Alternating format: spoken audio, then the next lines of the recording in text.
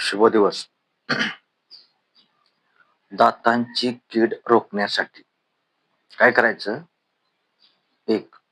दिवसातून 2 वेळा fluoride टूथपेस्टनं brush करा. 2. गोड पदार्थ आणि पिष्टमय पदार्थ खायचं कमी करा. खाण्याचे कमी करा. 3. नियमित फ्लॉसिंग करा. म्हणजे 2 दाताच्या मध्ये जे अन्न अडकलेले असते त्यासाठी फ्लॉसचा वापर करा. 1 ग्लासामध्ये कोमट पाणी घेऊन त्यात अर्धा चमचा मीठ टाकायचं आणि त्या पाण्याने दिवसातून 3-4 वेळा गुळण्या करा.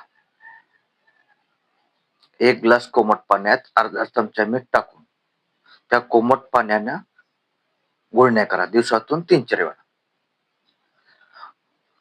वेदना असतील तर त्या दातावर किंवा दाढेवर लवंग तेल लावा.